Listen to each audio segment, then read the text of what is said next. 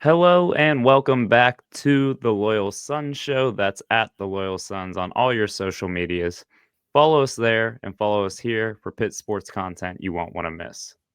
If you love Super Bowl champion Kenny Pickett and hate the demise of Pitt basketball, this is the place for you. The Loyal Sons Show, a safe, sunshiny place for your Pitt athletics fix. Squid, it's been about a month and a half since we've come together to do an episode. Um, The last episode we had was the Game Above Sports Bowl recap, and I thought it couldn't get much lower than that. A Mhm. 6 overtime loss to a MAC team. That episode, we essentially spent calling for the firing of Pat Narduzzi. It was time to move on. There's no evidence of an upward trajectory in the program. And now here we are, a month and a half later, coming out of our hiatus to now, what, call for the firing of Jeff Capel due to the trajectory of the Pitt basketball program? I mean, what the hell went wrong, man? All of December, we just said, well, at least we still have Pitt basketball. And we did have Pitt basketball for about as long as we usually do. And then come mid January, the basketball team just decides to forget how to play. And they're bad again. So now I don't know what we have to look forward to. This is the most disappointed I've been since the football team dropped 6 straight after starting 7-0. Yeah. Yeah. It's been a Yeah. long time.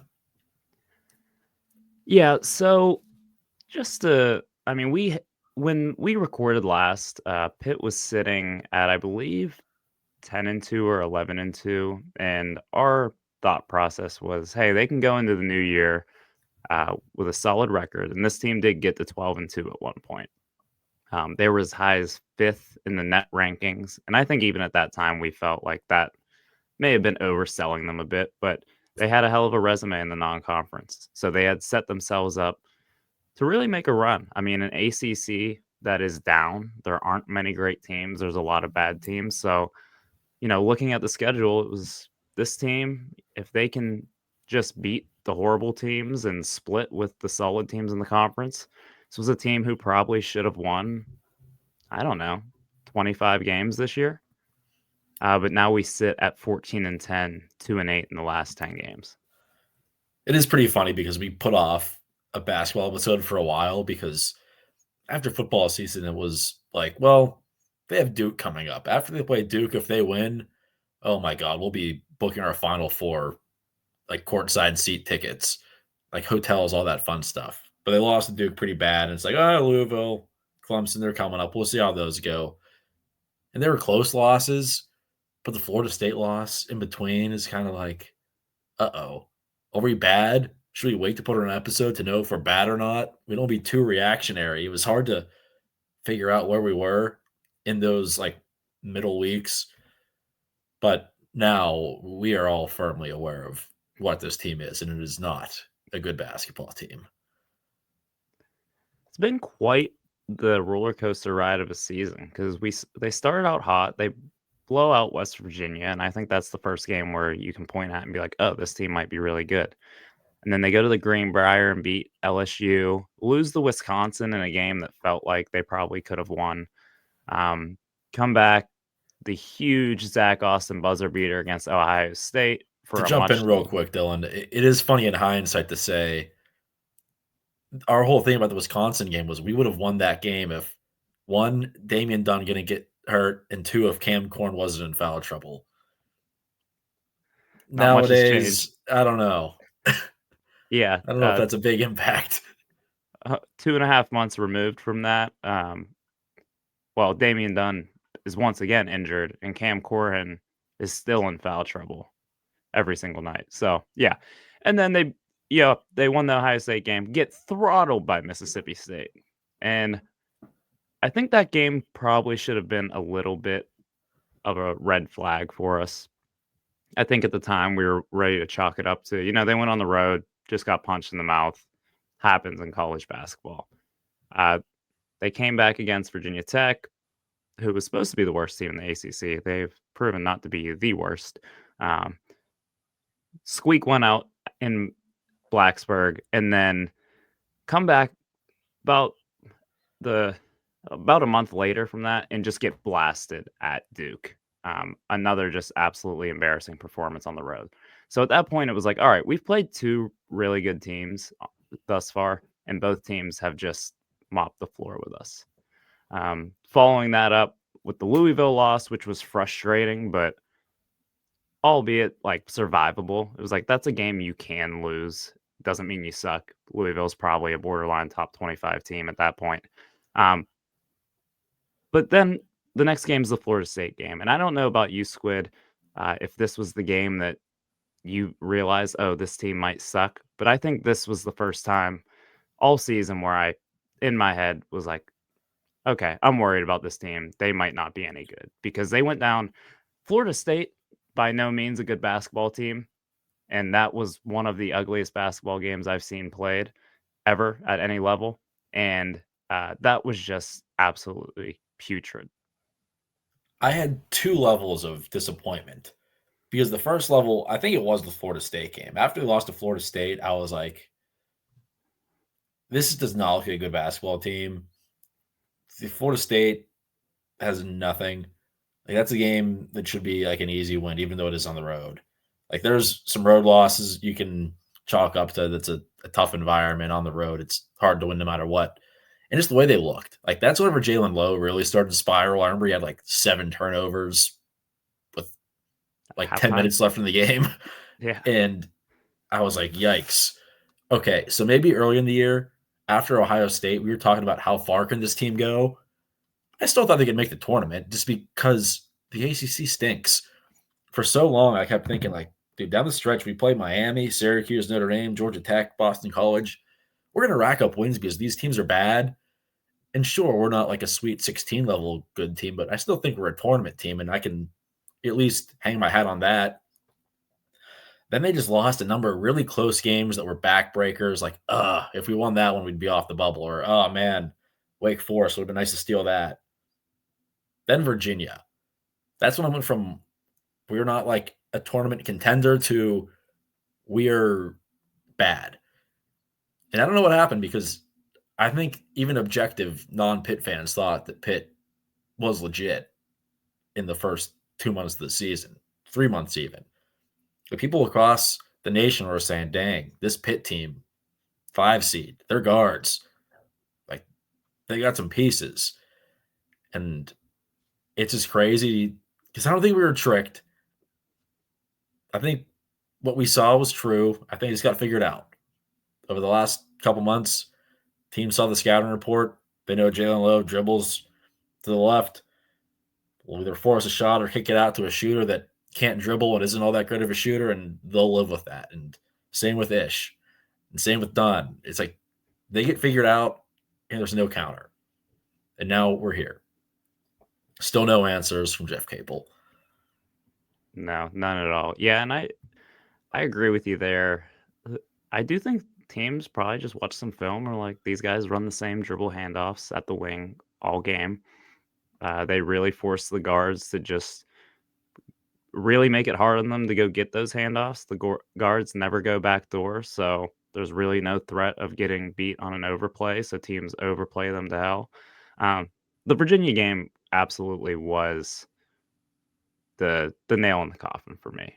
We were at that game sitting there with each other, and first off, it started off what 24-7, so that was about as quiet as I've ever heard the Peterson Event Center. Aside from some boos, we were Boo City that game. Yeah, yeah, even the boos were coming out, and we've been in the Pete for some of the dog days, some of those early non-conference games where it felt like there might be 200 people in the arena. Um, that was It was deafeningly silent in there for a conference game. That was easily the earliest I've ever left a Pitt basketball game. And I've been to some bad ones. Like I've been to the Citadel loss, like even when they weren't good and they lost to crap teams, that was the most embarrassed I've felt leaving the Pete, I think. And that is actually saying something. Yeah, I think we left with 5:40 on the clock. I remember thinking the same thing. I've never left a Pitt basketball game this early. Even the blowout wins that you wanna watch the bench guys get in, some of the blowout, uh, losses in the bad days, I don't know, I feel like we stuck around a bit. That was and I think more defeating than anything is just feels like this team has completely given up. Like, it doesn't feel like there's a lot of fight left in them. Um, and I know that's easy to say from like an outsider's perspective and when they're losing, but like that Virginia game, it was just, I mean, how many times did we watch Zach Austin just lazily get caught under a screen and give up a open 3-pointer? Um, how many times do they just come down and let one guy, Jalen Lowe ish, sometimes Damian Dunn, let one guy dribble for 15 seconds and then put up a tough shot or try to get it to a shooter at the end of the shot clock? It's just there's real no real semblance of we're trying to make a change, trying to do something different. It's like Capel decided, hey, these are my 7 guys that I'm gonna ride with. We're gonna put the ball in Jalen's hands every possession, and he's going to lead us to victory. Meanwhile, Jalen Lowe has shooting splits of like 38% from the field and 28% from three, and he's turning the ball over a half a dozen times a game. Uh, I almost feel like Capel has done a disservice to Jalen Lowe by not giving him some easier opportunities, letting him play off the ball a little bit. Um, but once again, it comes down to the coaching, and I think Pitt fans have been very critical of Capel over the past month or so, and rightfully so, because it feels like a team who's getting out coached every night and really just out hustled, outmanned, out muscled. Um, just nothing's going right. Yeah, you said it best. The Virginia game was so eye-opening to all those issues because, like, yeah, we lost to Mississippi State and they dismantled us. Same with Duke, but those teams are just better than us. Yeah, Virginia is worse than Pitt in like every way, shape, or form. Like every position, I think Pitt has the better player on paper. But just watching those teams, Virginia was running their offense. They're sending guys around screens, they're curling, catching, driving, kicking, and they work hard and get wide open looks because Pitt was just lazy on defense. They would just let things slip. And on offense, I don't know. I feel like an old man saying this, but they were just standing around and dribbling and doing nothing, not moving the ball. And an internal battle I've had for the past month is like, who's more at fault? Is it Capel or is it the players? And I feel like I'm pretty split down the middle because I don't think all of these players are as bad as they're playing, but Capel's not doing them any favors. yeah. I think a lot of it can come back to, and I don't want to pile on Jalen Lowe here too much, because I do think there's a good player in there. I don't think it's been out in about a month and a half. Like Mm. he showed some real flashes early in the season. I mean, he had some huge games against Cal. I think he had 27 points. Against Ohio State, he had 29 points. Like he's had some really big games and showed up in some really big spots. But whatever it is, I don't know if it was the preseason NBA hype, and like some maybe level of pressure to perform and to score at a certain level, uh, to generate that NBA buzz. I don't know if too many people got in his ear and it got through his head, and instead of just playing ball, he is overthinking the game. That's kind of what it feels like, and I do think a lot of it comes back to your best player and the guy you expected to be like an all ACC guy at point guard just hasn't been very good this year. No. And So yeah, so I mean, once again, what you said, like, is it the players or is it Capel? I think Capel, is partly responsible. I also think Capel probably thought I have a future NBA point guard playing for me. I can just kind of let him run the show here, and there was no backup plan. There was no plan B. because this has been going on for a while. And if us fans are noticing these trends, other teams are too. And they're making adjustments. They're saying, oh, if Pitt does this, we'll do that. I haven't seen Pitt do that for a while. So in the back of my mind, I think maybe with a better head coach, this Pitt team is like okay enough and wins enough games to make the tournament because the bubble is so bad this year. This is what's frustrating. Like I know Right. Pitt isn't that good. They'd probably get in and they'd get blown out in round one. But they could at least make it because look at who's in the bubble. Like UCF is on the bubble. They're like 14-10. UNC's in the bubble. Like we beat UNC. We should We have beat almost them beat them twice. twice. Yeah. And this is what we're going up against, and we can't get in still. Like, I don't know. It's It's so frustrating on many levels. It was almost unimaginable that Pitt could play bad enough to play themselves out of the tournament with how their non-conference went and how things started. I mean, like you said, there was, they were sitting on some bracketologists had them on a 4 seed line, like a 4 line, a 5 line, and even it's crazy to me to see them even still mentioned in bracketology discussions based on how bad they've been. Like I'm like, how is Joe Lunardi, the guy we've absolutely despised for the last couple of Yeah. years, trying to leave Pitt out of the tournament? I can't believe he's still mentioning them when he's putting out some of these tweets. Yeah, they lost to Wake Forest, and that felt like we'd have an uphill battle going down the stretch. Like we thought we're gonna have to beat Louisville, or have to beat UNC, we're gonna have to beat SMU and take care of business in all the other games that should be gimmies, but they aren't gimmies because we know what level of team we are now.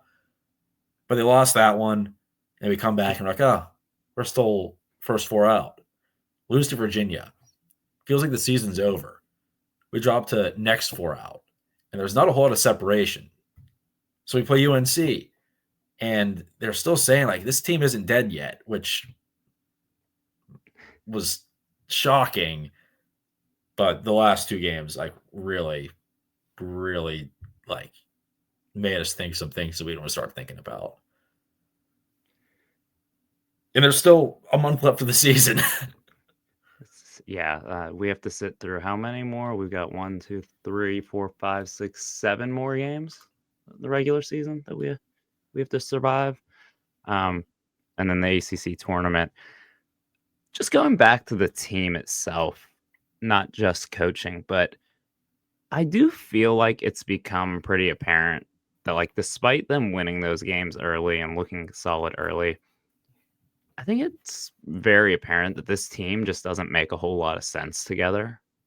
The way it's been, put together, um, whether what you want to attribute that to, whether it be maybe thinking they were going to get more from Delilich, get more from the Bosnian, that he was actually ready to play at this level. I would counter that by saying it's kind of their job to understand what level of athlete you need to be to play at the ACC level. But they really haven't been able to play him at all. You can attribute a little bit of it to Damian Dunn not being healthy at all this season.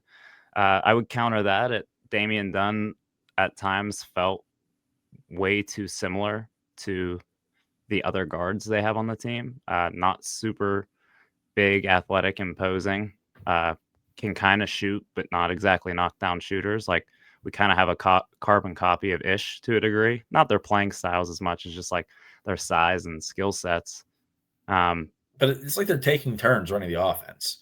They'll come Exactly. down and they'll do their dribble handoff, like Jalen Lowe will try to initiate something swinging around, but it's just guys taking turns trying to go to the hoop. And Yeah. like Dunn, if there's a couple of possessions where Ish and Lowe take their shots, Dunn gets the ball, you can tell he's thinking it's my turn. And he does that, then Lowe's like, all right, it's my turn to try. And then Ish is like, yeah, it's my turn to try. And There's an they alarmingly don't have any low. flow. No, never any flow. Would not describe their offense with that word at all. An alarmingly low level of shooting in the year 2025 for a college Division One basketball team. And it would be worse if Zach Austin didn't magically become a 40% 3-point shooter. This was a guy who was shooting 28% last year. So good for them fixing his jumper in the offseason. But really, a team who has not shot well, doesn't have enough threats to shoot the ball. And two of their best shooters spent the last month and a half rotting away on the bench with Biba Cummings and Jorge. Um, Jorge, look, he's had quite the up and down career here at Pitt. and definitely has not been the most consistent. But at one point, he was shooting like 63% from three, and there were games where he was playing 1 or 2 minutes. Um, Cam Corrin and Guillermo weren't exactly lighting the world on fire, setting the world on fire with their play. You're telling me we can't find a way to get the 6'11" guy who's shooting 60% from three on the floor for a team who lacks shooting? I don't know, man. There's just a lot that it just feels like this team's lost. The coaching staff's lost. The players are lost. No one knows their roles, I think, is another big thing. Like, it doesn't feel like guys have legitimate roles. Biba and Jorge, Guillermo don't know whether they're going to play 2 minutes or 20 minutes from a night to night basis. The only guy who seems to be locked in the rotation is, well, obviously Jalen and Ish, but then Corrin, for some reason, seems to be uh, teacher's pet up there, one of their favorites, playing 30 plus minutes a night, even on the nights where he's looked completely useless. Um, I don't know, man. Like I said, they don't seem to fit. They were trying to play two bigs next to each other for the first half of the season, and Cam and Guillermo, and neither of them are all that physically imposing. So we have two bigs on the floor, and neither of them can rebound or defend. Nothing really made sense with this team, and it kind of felt like it's like, okay, these are the guys we have.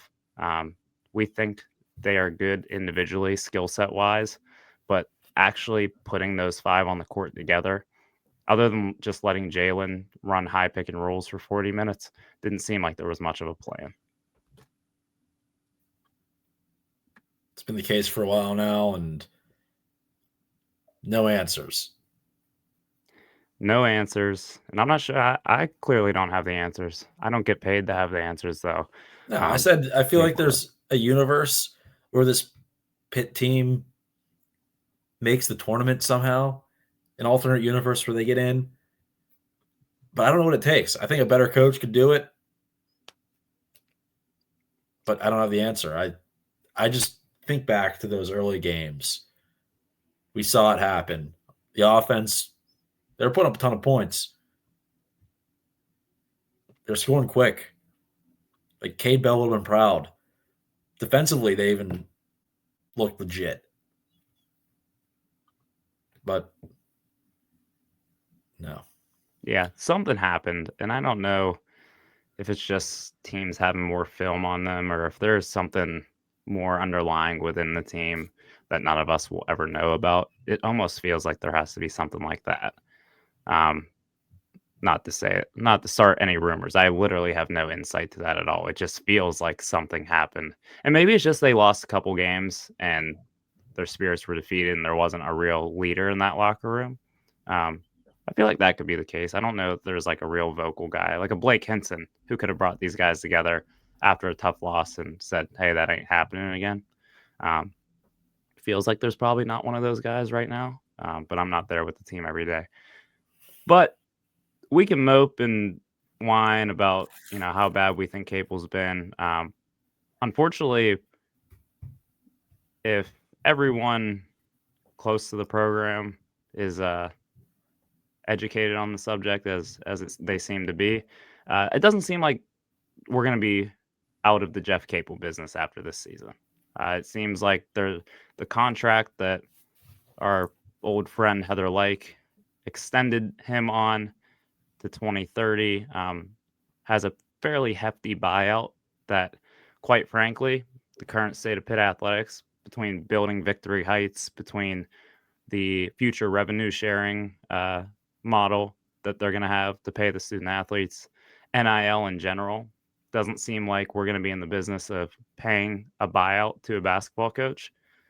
So with that said, what is the next step? What does the future look like? Are we just stuck in purgatory? Yeah, Jeff Capel is probably still going to be here. Alan Green, probably not the happiest guy in the world right now, knowing his two options are bring back Jeff Capel after what we just saw, or owe even more money to athletics. It's a tough one to walk into on year one. So if this is where we're at, if we're assuming Jeff Capel will be back, the team is not looking much better next year. Over the past couple of weeks, you started thinking about that. I mean, the guys who are contributing, granted, they aren't playing great, like Ish, uh, Dunn, uh, Zach Austin, like they're gone, and we don't have a cupboard full of guys ready to step up and play, and that doesn't even factor in guys who might transfer away. I'm not rolling anything out after a stretch like this. I think anybody could transfer. So, I mean, last year Pitt was coming off of uh, a good season. They didn't make the tournament, but you could at least hang your hat on winning 20 games to attract guys in the portal. After this year, it's going to be a lot harder. So I don't know if they're going to shake up the coaching staff. I know Capel's close with all these guys. His literal brother is on the staff, but maybe that's step one. Maybe you're like, dude, you made the tournament once. You have to do something. Maybe that's something to do. Maybe you bring in someone with some ties to other schools to bring in their good players in the portal, because right now we're looking at another year of the same next year unless we get really, really lucky. Yeah, you took the words out of my mouth with the coaching staff point. I think there has to be an ultimatum from Alan Green that says, "Look, Jeff, we can't fire you, or we don't want to fire you." Even frame it that way. But you need to clean house on the coaching staff. This is year 7. We're looking at 7 years in one NCAA tournament berth. And look, I don't need to be reminded that Jeff Capel took over an absolute dumpster fire after what Kevin Stallings left him. I'm well aware of that. And we've been reminded of that pretty much every season of his tenure. It's year 7 now. There's no excuse. Year 7, and we're in the transfer portal era. Teams flip over an entire roster year over year. Uh, Louisville went and got Pat Kelsey, and they went from being a laughing stock for a couple of seasons to a legitimate tournament team again. And look, I know we aren't Louisville. Like, Louisville has great history, has won national titles, ton of uh, support in their athletic program, but we shouldn't be that far off. Like, we should be able to make something shake. So yeah, I think you have to tell Jeff Capel, you need to do something. We need to shake up. I don't care if you have to fire your brother. We'll fire him for you, but we need fresh blood on the coaching staff. Maybe some young minds to come in, maybe some younger guys with ties to the program. Maybe a Brandon Knight's willing to come in. I doubt it, but something like that to really give the Pitt fan base a reason to believe that something could be different moving forward. Because if you run it back with the exact same coaching staff next year, and let's say you retain Jalen Lowe and the Twins and Biba and Papa Conte, um, I don't think anyone's going to go into next season with very high hopes for that squad.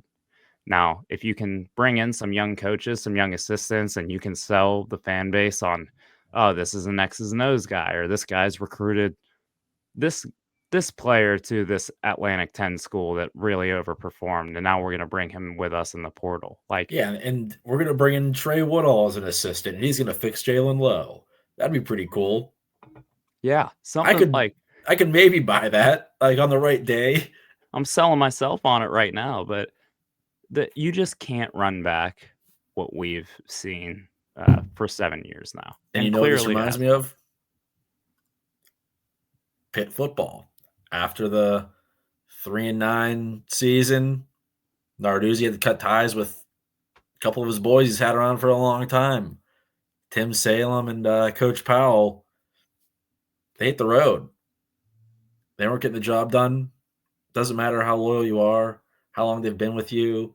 Maybe behind the scenes, you think they do a lot of things great, but if it doesn't show on the field or on the court, you got to mix it up. And I think we're at that point because what we're looking at is, I mean, this year, barring Cam Corn turning into DJ Burns and leading us to the tournament, I think we're pretty safe on that front. I don't think we have to worry about us eating our words 2 weeks from now after an incredible run. Would love to eat my words, but Yeah, we're looking down go the on. barrel of probably turning down an NIT bid if we even get invited to the NIT. Who knows? And then next year, probably about the same as what I would project, pending transfer guys, but being realistic, probably the same thing. Then you're looking at Capel 3 years in a row, not making the tournament, uh, regressing each year, and then you have to like pull the plug. So put a little bit of pressure on him. I think like, look, he knows. You don't have to remind him every day, like, yeah, sorry, Jeff, didn't make the tournament. Better luck next year. It's like, no, he knows. Jeff Capel knows he'd be gone if it wasn't for his buyout because it already happened once. He's being bailed out by his buyout again, and you got to make it count because we're at the end of the road. Yeah, you think Heather would have learned her lesson the first time around, but well, Jeff Cable's been a bag man in the past, so I think you hold his feet to the fire, and maybe, just maybe, we get Pitt to really just cheat. Like, just go. I mean, cheating's legal now, so I guess it doesn't matter. But like, I don't know, go up and beyond with it.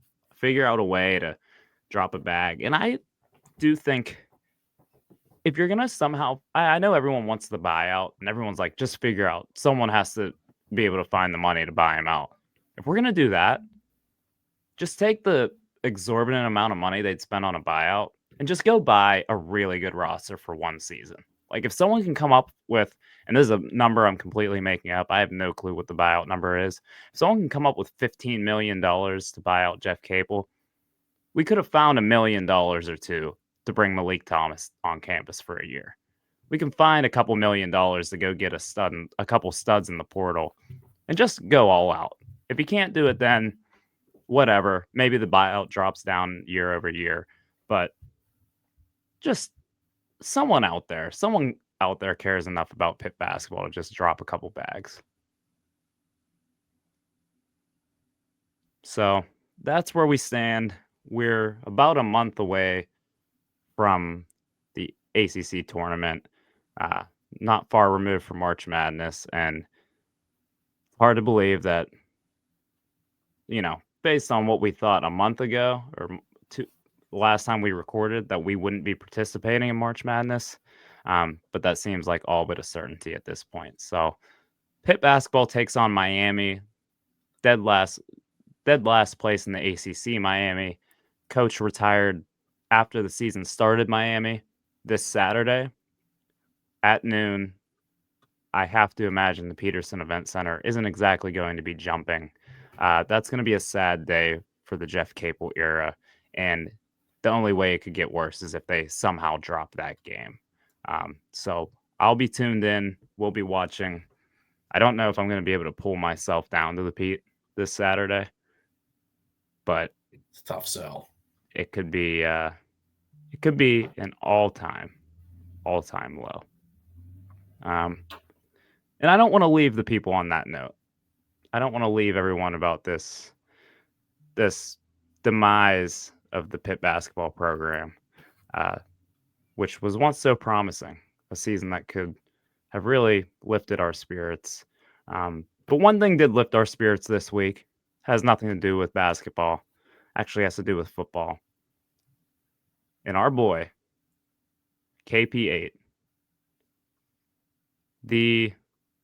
one of the main reasons I would say that we even started this podcast is the Kenny Pickett himself. He's a Super Bowl champion, took snaps for the Eagles, his hometown team, or I guess his childhood team. Didn't grow up in Philly, but close enough over there in Jersey. Won a Super Bowl with his childhood team, took a kneel in the victory formation to win a Lombardi trophy, just as we all predicted when he was drafted by the Steelers a couple years back. It was awesome. There was quite a bit of discourse on Twitter about it, as you can imagine, but being on the Pitt side, it's like, hey, he's a Super Bowl champion. He's got the ring. Read it and weep. There was a lot of weeping on Twitter. There were a lot of people who were like, I don't care. I'm tweeting paragraphs about Kenny Pickett, but I don't care. He's just a bench warmer. He didn't even earn that ring. Like, oh yeah, you don't care. You don't care. Yeah, it was pretty awesome to see. I'm glad, you know, Kenny got a tough deal, and we've said that we were going to do an episode just about like the Kenny Pickett Steelers era and everything that the Steelers did to mishandle that situation. We haven't got around to it, and I think the ship has probably sailed there. Uh, but for as raw of a deal as he got in Pittsburgh as a Steeler, from this fan base, from the organization themselves, uh, for him to go ahead and win a Super Bowl after everything, the trashing him on the way out by these Steelers insiders who are basically talking heads for the Roonies. All the rumors about how terrible his teammate was. He was a cancer, requested the trade, whatever, didn't want to compete for the starting job, a competition that was never going to exist. Uh, all of that for the Steelers to finish with the exact same record and lose in the exact same fashion in the first round of the playoffs. And for Kenny to be able to get himself a Super Bowl ring just a few weeks later. It felt good. And full disclosure, I'm a Steelers fan, grew up a Steelers fan, but this is a Pitt centric podcast and a Pitt centric account. We are the loyal Sons. So completely removing any type of Steelers fandom, it felt great just watching him and watching all the Steelers fans squirm after all the shit they talked. Yeah, it was great. Since it was a blowout, we wondered, oh, is he going to get in? Is he going to throw a pass? And a few of us at our Super Bowl get together did bet on over 2.5 players to throw a pass. So that bet cashing was made extra sweet because Kenny Pickett was the one to do it for us. And I don't know, he played this year, looked pretty good at times. So it'll be an interesting offseason to see if he gets picked up anywhere. I know there's some rumors. I would love to see him get another shot at a starting gig. Uh, Backup quarterback for childhood favorite team and a Super Bowl contender isn't a terrible gig. Uh, but obviously, I'm sure Kenny wants to get another shot at QB1. We'll see if another team will give it to him. I've seen the Rams floated out. I don't know if there's anything more than just unsubstantiated rumors there. I know the Saints was another one with Kellen Moore heading there next year. So we'll see. We'll see if there's going to be a Kenny Pickett QB1 reboot here in next season. But at the very least, he's an ACC champion. He's a Heisman finalist. And now he is a Super Bowl champion. So congrats, Kenny. Glad we could see you win one.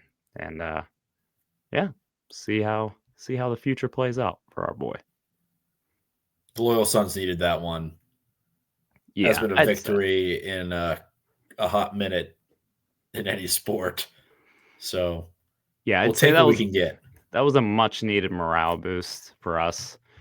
So yeah, I couldn't say it better myself. Can always Squid, count on Kenny Pickett. always count on Kenny. Squid, any closing thoughts here as we leave the people?